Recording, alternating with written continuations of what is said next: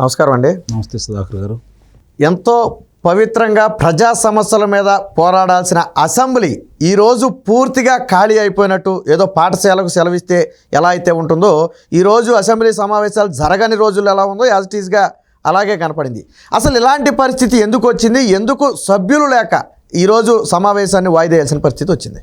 అంటే వాళ్ళకి అర్థమైపోయింది, వచ్చిన ఉపయోగం లేదు, సమయం దగ్గర పడింది, ఇదే మనకు చివరి సమావేశాలు కదా, మరి మనకి ఎటు అధినాయకుడు ప్రసన్నం ఎటు కనపడట్లేదు, వెళ్ళినా కూడా ఉపయోగం ఏముందనే నిర్ణయానికి వాళ్ళ సభ్యులు వచ్చినట్టు కనపడతా ఉంది.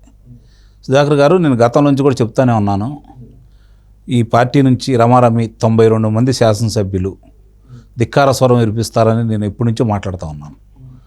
ఈ రోజుకి అది నిజమయ్యే పరిస్థితులు కనపడతా ఉన్నాయి చూస్తూ ఉంటే.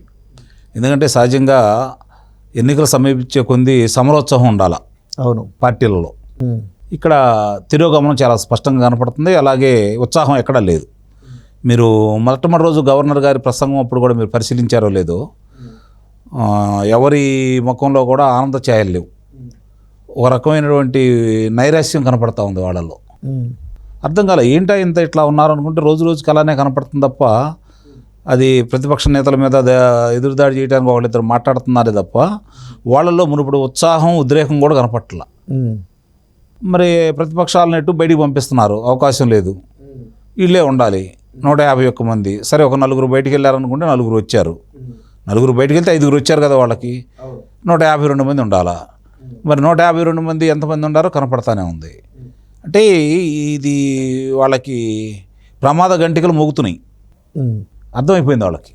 కనీసం చివరి రోజైనా వస్తే మళ్ళీ మాకు ఏ చదవమనిస్తారో, అనవసరంగా చివరి రోజు మేము ఎందుకు చెడ్డాళం కావాల్సి వచ్చిదేమో అని కొంతమంది జారుకుంటున్నారేమో అనిపిస్తూ ఉంది నాకైతే. ప్రజల్లో ఆదరణ పోయింది. ముఖ్యంగా మీరు గమనిస్తే సుధాకర్ గారు, వరుసనే చూసుకుంటూ ఉంటే అంగన్వాడీలు కావచ్చు, ఆశా వర్కర్లు కావచ్చు, పారిశుద్ధ కార్మికులు కావచ్చు, రైతులు కావచ్చు, విద్యార్థులు కావచ్చు, మరి అధ్యాపకులు కావచ్చు, ఉద్యోగస్తులు కావచ్చు, ఏ విధంగా నిన్నగాక మొన్న 95% మంది మా మనుషులే అని చెప్పుకున్నటువంటి గ్రామ సర్పంచులు, ముఖ్యంగా ఇప్పుడు నేను చెప్పిన వర్గాలన్నీ కూడా ప్రజలతోటి విపరీతంగా మమేకమైన ఉన్న వాళ్ళు, ప్రజల్ని ప్రభావితం చేయగలిగినటువంటి వ్యక్తులు. కనీసం ఒక్కోళ్ళు 10 మందిని ప్రభావితం చేయగలరు వీళ్ళు. మరి వీళ్ళందరూ కూడా ఈరోజు ప్రభుత్వం మీద పోరాడుతున్నారు అంటే ఇంకా ఎవరు వీళ్ళ మనుషులు? ఈరోజు ఏ వర్గం ఉంది? ప్రాంతాలు ఏమున్నాయి? ఉన్న 2 ప్రాంతాల్లో కూడా వాళ్ళు చెప్పినటువంటి 3 రాజధానుల కార్యక్రమాల సందర్భంగా రాయలసీమలో కావచ్చు, ఇటు ఉత్తరాంధ్రలో కావచ్చు, మరి ఫిబ్రవరిలో జరిగినటువంటి 2023 ఫిబ్రవరిలో జరిగినటువంటి శాసనమండలి ఎన్నికల్లో ఎలాంటి తీర్పు వచ్చిందో చూస్తూనే ఉన్నారు. 3 స్థానాలు ప్రతిపక్షాలకు గట్టబెట్టారు. అంటే వీళ్ళ మీద ఎంత వ్యతిరేకత ఉందో అర్థమైపోయింది.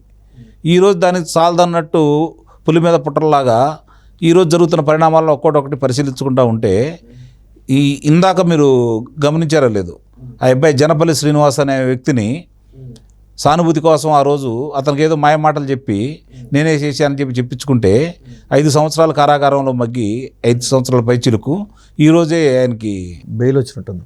అవును, అంటే కొంచెం విరామం వచ్చింది. అది సంపూర్ణంగా అయితే కాదు కదా. న్యాయంగా అయితే మరి అది అతనికి శిక్ష అనేది 3 సంవత్సరాలు పడిద్దేమో, గట్టిగా వీళ్ళు చెప్పి నిజంగానే ఇలా నిరూపిస్తే. మరి అట్లాంటిది 5 సంవత్సరాల పైన అంటే మరి మిగిలిన 2 సంవత్సరాలు అతను ఎందుకు శిక్ష అనుభవించాలి? ఏది నిజం అనుకున్నా అది నిజం కాదని అర్థమైపోతానే ఉంది కదా. ఇట్లా చూసుకుంటా ఉంటే అన్ని వర్గాలు, అన్ని కులాలు, అన్ని మతాల మీద వీళ్ళు దాడి చేస్తూ ఉంటే, ఇప్పుడు ముఖ్యంగా రాష్ట్రంలో జరుగుతున్నటువంటి పరిణామాలన్నీ కనుక ఒకసారి గమనిస్తే ప్రజలు ఏ విధంగా కోరుకుంటున్నారంటే, అప్పుడు మనకు తెలీదు స్వాతంత్ర పోరాటం గురించి, పుస్తకాల్లో చదువుకున్నాం, లేకపోతే ఏదన్నా చిత్రాల్లో చూపిస్తే చూసామే తప్ప వాటి గురించి మనకు తెలియదు. కాకపోతే ఆ రోజు పోరాటాలు చేశారు, ప్రాణాలు అర్పించారు. కానీ ఈరోజు పోరాటం చేయడానికి ముందుకు రాకుండా స్వేచ్ఛ కోసం ఈరోజు వాళ్ళందరూ ఎదురు చూస్తూ ఉన్నారు. నాకు తెలిసినంత వరకు పార్టీల కంటే కూడా ముఖ్యంగా ప్రజలు ఎదురు చూస్తున్నారు, ఎన్నికలు ఎప్పుడు వస్తాయి ఆంధ్ర రాష్ట్రంలో అని చెప్పని. ఎంత తొందరగా ఎన్నికలు వస్తే అంత తొందరగా ఈ ప్రభుత్వాన్ని ఇంటికి పంపించేసి ప్రజాప్రభుత్వాన్ని తెచ్చుకోవాలనే తలంపుతోటి ప్రజలు ఉన్నారనేది చాలా స్పష్టం. అందుట్లో ఎలాంటి సందేహం కూడా ఏమి లేదు. మరి ఇలాంటి పరిస్థితుల్లో ప్రజాప్రతినిధులకు అర్థమవుతుంది కాబట్టి వాళ్ళు దూరంగా ఉంటున్నారని అయితే నేను భావిస్తున్నాను. మీరు ఎప్పటి నుంచో రాజకీయాల మీద మీకు అనుభవం ఉంది కాబట్టి గతంలో ఇలాగ అసలు సభ్యులు లేరని చెప్పి ఆ కోరం చాలేదని చెప్పి వాయిదా వేసిన ఘటనలు గతంలో ఎప్పుడైనా మీకు ఎదురయ్యాయా? ఎప్పుడూ లేదండి. ఇప్పుడు నాకు తెలిసిన తర్వాత, అంటే అంతకుముందు ఏమైనా జరిగిందో నాకైతే తెలియదు, కానీ నాకు తెలిసిన సందర్భాలు ఇలాంటివి ఎప్పుడు కూడా ఎదురు కాలేదు.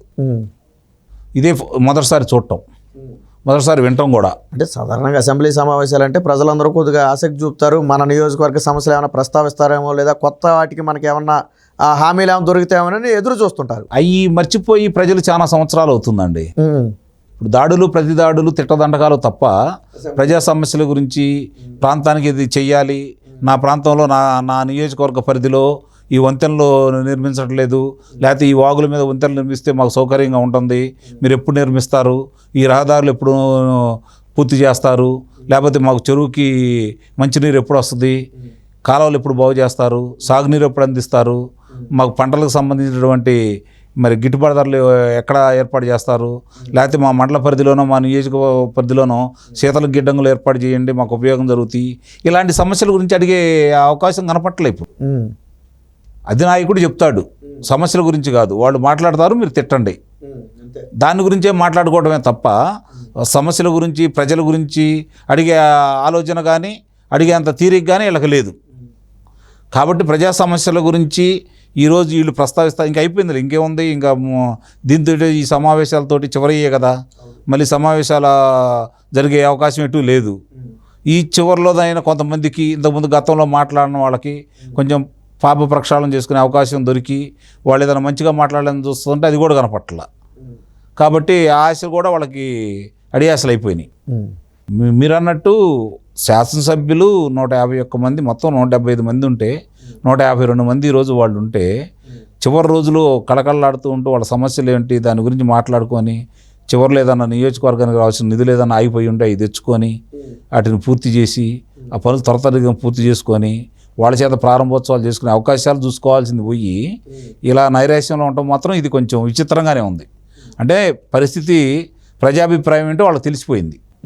ముఖ్యంగా వాళ్ళ శాసనసభ్యులు, లోక్సభ సభ్యులు, శాసనమండలి సభ్యులు ఈరోజు పార్టీ నిధులు పెట్టి పక్క పార్టీలు చూస్తున్నప్పుడే వాళ్ళ పరిస్థితి ఏదో అర్థమైపోయింది. వాళ్ళకి గుండెకాయ లాంటి వాళ్ళ నాయకులు కూడా ఈరోజు పార్టీలు మారుతున్నారంటే వాళ్ళ మీద ఎంత వ్యతిరేకత ఉందనేది అర్థం చేసుకోవాలి.